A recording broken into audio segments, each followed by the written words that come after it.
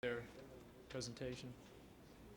Next presentation is, as we talked about this morning, is about successful roommate tips. Many of you, if you've lived,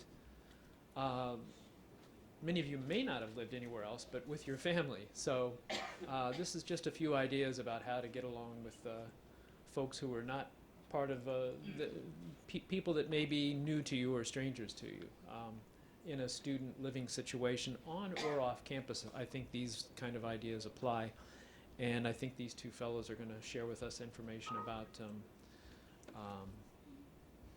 a little bit of information about on-campus housing as well. Both of these gentlemen work for on-campus resident services, and Vic Arun Kumar and Travis Loveday. And I've seen Vic before, but this is the first time I've seen or met Travis. So welcome, gentlemen.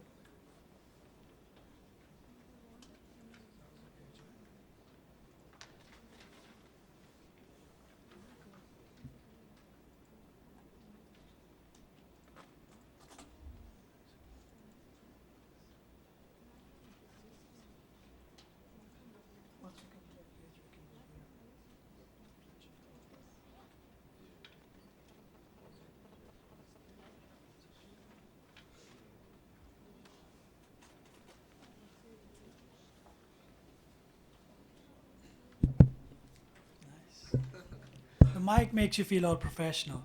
Anyways, good morning. My name is Vic Arun Kumar, and this here is Travis. And we are going to be talking to you about how to be a good roommate. Though both of us work for resident services, and we primarily deal with students staying on campus, but a lot of the tips that we have apply to all of you. By a show of hands, how many of you have lived with people other than your family members in back home?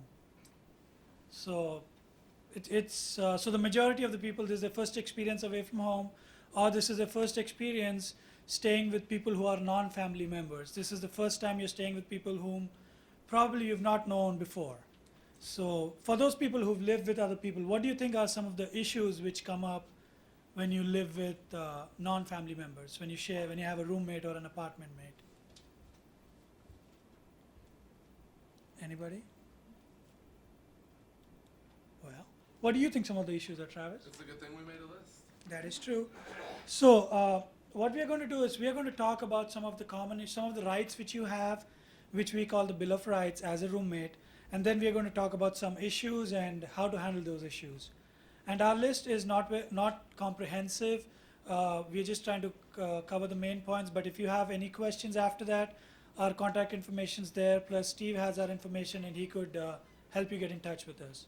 So with that said, this is what we came up with being the Roommate Bill of Rights. All of you are here to get education.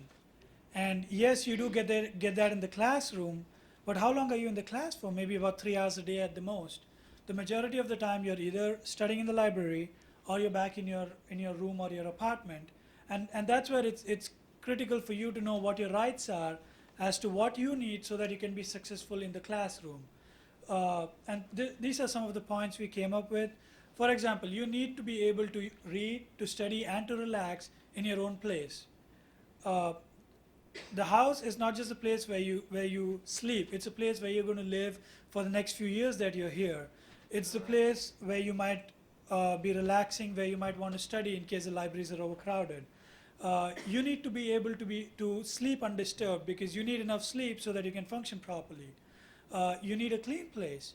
And we're going to talk later about cleanliness and all that issues. You need privacy. If you're on the phone with your family or your boyfriends or girlfriends, you need to be able to feel comfortable in your own place and have that privacy where you can have a conversation or express your emotions without other people watching you or judging you. You need to be able to host guests. You might meet new people when you come here, classmates, people you meet in the library, people you meet in other groups. So you should be comfortable in having them come over your house. And also, you should be free from intimidation because this is your house. You have a right to that house or apartment or a room as much as your roommate because both of you pay rent. So at the end of the day, you should be comfortable in your living situation. All right, a few of the common issues that we came up with are these. Now, in no way is this a comprehensive list. There can be many more specific problems that may or may not arise with living with a roommate. But the common ones are cleanliness, hygiene, using your roommate's stuff without permission, equality of shared expenses, just being too loud overall so that you can't study, having guests over.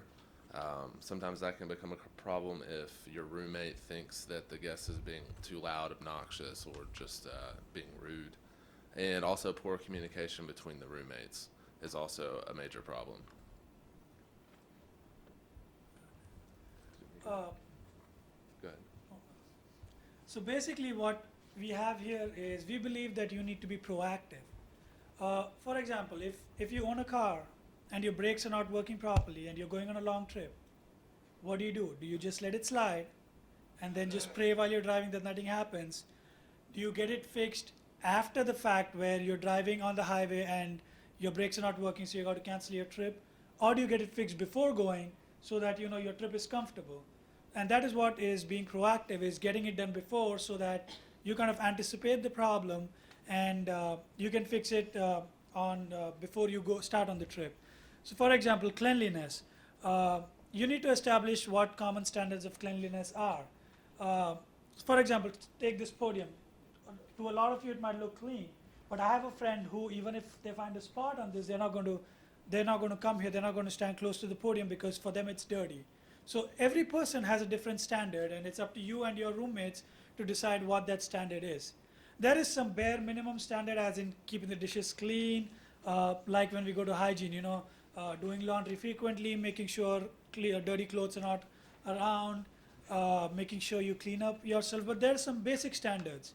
And the one thing to remember in all situations is to be courteous, because who does not like to be appreciated for the work they do? Just a common thank you, or hey, thanks buddy for taking care of that, or stuff like that.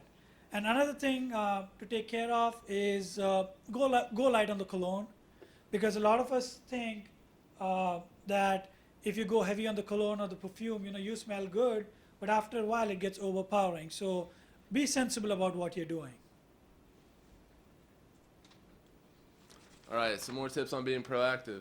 Make sure that when it comes to using your roommate's stuff, you sit down and you talk about what can be used and what can't be used. For instance, if it's okay if your roommate uses your TV whenever, say, hey man, I don't care if you use my TV, that's cool.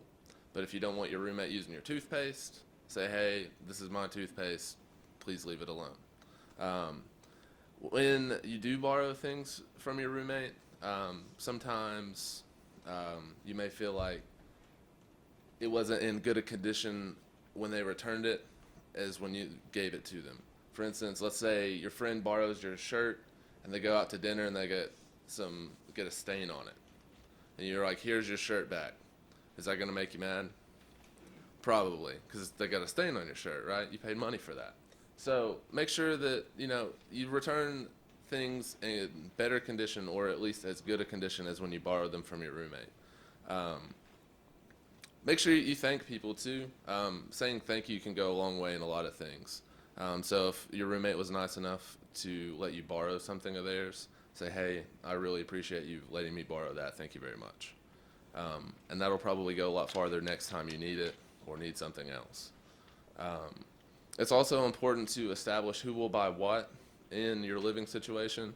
If someone's going to get the toiletries and someone else is going to get the groceries, or if you want to split the grocery bill in half, or whatever you want to do, make sure that those guidelines are set ahead of time and are clearly established, and make sure that if it's time for you to buy something, if you're out and it's your responsibility to pay for it, make sure you get that before you run out. That way people aren't because your roommate's going to depend on you having that there ready.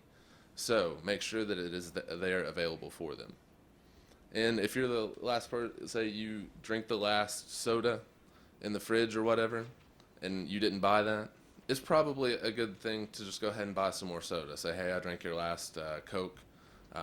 Here's some more. It's just going a little bit above and beyond being courteous and friendly with your roommates. A couple of other things which we've seen over the years which come up as issues is being too loud. There is, again, loudness, it actually depends on the person. Some people might find music, any kind of music, very loud. For some people, they can concentrate only when they're listening to blaring music. So you've got to make sure that you establish what is appropriate for your apartment. You've got to establish what is a certain time beyond which it should be reasonably quiet so that you can go to sleep or you can study. You've got to be considerate of people who are studying, because that's the reason all of you are here, and those who are sleeping. And you've got to quiet down if someone asks you. If Travis and I are roommates and he tells me, hey, your music's too loud, I will turn down my music because that's inconveniencing him. And on the same token, guest, you've got to establish what times the guest can come in, if people can sleep over or not. And if you're going to have someone sleep overnight, you've got to make sure with your roommate that it's okay, because this is a third person who's intruding in the space. And you've got to be polite to the guest. If Travis has his friend come over, I should be polite, because that, if I'm not, that will reflect badly on Travis and myself. Basically what it comes down to is communication is the most important thing between you and your roommate. It's very important that you sit down and establish what you want to have in your living space or what you do not want to have in your living space. If something were to come up and your roommate were to do something that you did not like, it is very important that you talk to them about it at that time. Now, if you're mad about it, you probably want to wait until you're not as angry. Because if you're sitting there yelling at each other, nothing's going to get accomplished if you're just yelling back and forth. Be willing to compromise with your roommate. Don't always want everything that you want. Realize that your roommate has needs too, and things that they're going to have for themselves. Listen to your roommate even if you disagree. Make sure you take turns speaking. Don't try to talk over each other. Be conscious of the tone of your voice. If your roommate feels that you're talking down to them or being rude to them, that's just going to escalate the situation and make it worse. Make sure you focus on the behavior that you're having a problem with, not the actual person's personality.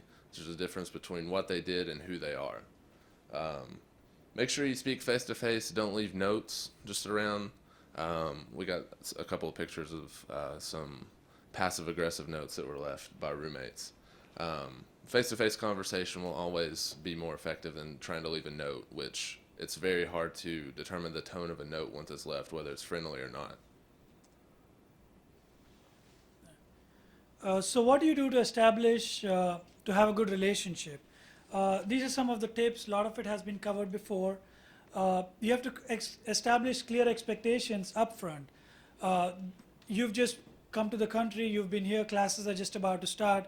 This is the time when you're free. You have more time on your hand. You don't have any tests coming up. So this is the time you establish those guidelines, those boundaries, so that at the times when you're stressed out, things are already ironed out.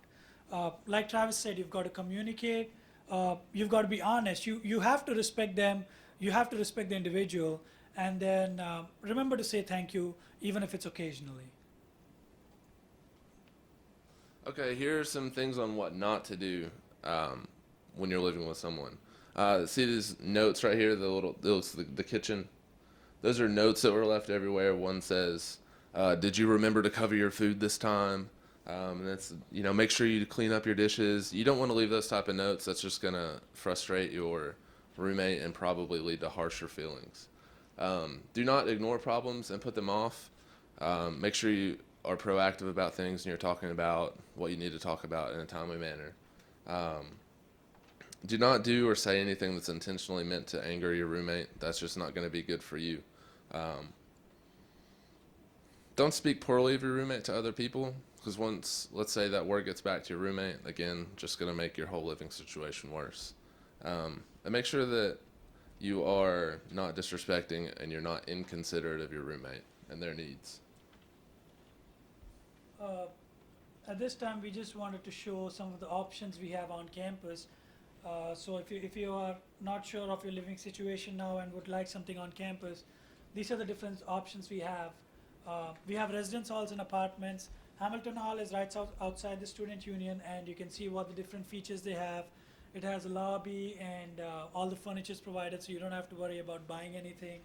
And then it's right on campus, so it's like a couple of minute walk from any of the buildings. And then some of the other residence halls are the honors community, which is located on Zinc Road, so it's less than a 5-minute walk from here. And again, this is a traditional residence hall. It has its own gym. It has a computer lab. It has classrooms inside, and again, it's furnished. And then the Woods is again a series of 9 buildings, and these are also furnished. Some of the other options which might interest you more would be our apartments, which is the College Park and University Park. The first two, each apartment has 4 bedrooms, and each bedroom is assigned to one person. University Park is completely furnished. Again, you don't have to worry about getting your own furniture. So is Forest Lane, which is right on campus, and it's completely furnished. And then the Village is, if you're married or you have children, you can live there with them. So going back,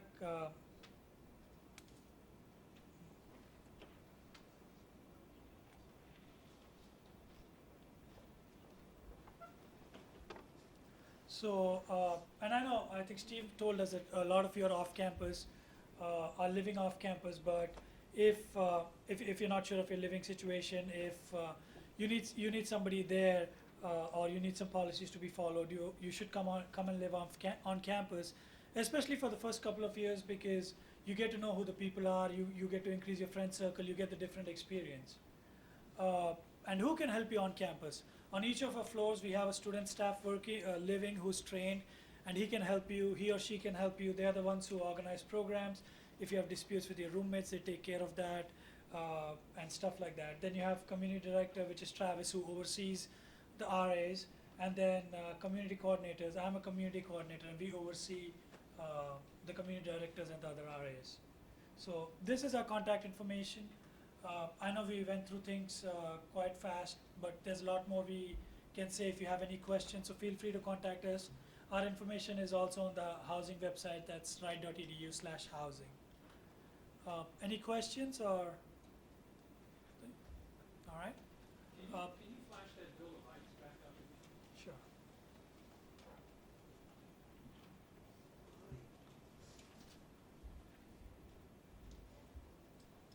I think, is this on the webpage anywhere? We have a document, so we could send it to you, and if you can use it for your webpage if you I would think like. that's a good short summary right there, the Bill of Rights, because what happens, and Vic and Travis were talking about communication. Communication is the most important thing. You're not going to be successful in your studies if you're miserable in your apartment. It's going to affect your studies. So we want you to have the best, opportunity that you can. And I think I'm not sure what kind of assistance, if you're living off campus, that you can get from resident services, but there are other folks here on the campus. I think Katie Dietrich and what's her? Student support services. Student Support Services is probably someone that you could go and see if you're having a problem off campus, to address some of these issues. Of course, if you're on campus, getting to know some of the folks at the Resident Services Office is a good idea, and they could help you resolve conflicts and things like that. We want you to have a good environment, and you can see how these ideas are all overlapping. You may have a different sleep idea of when it's time to go to sleep than your roommate. You may have a different idea about cleaning the apartment than your roommate. So these are things that you have a right to, but it's negotiable. And that's where the communication comes in, and sometimes people have a problem with that and need some mediation. So if you're on campus, you want to see gentlemen like these two in resident services, or if you're off campus, maybe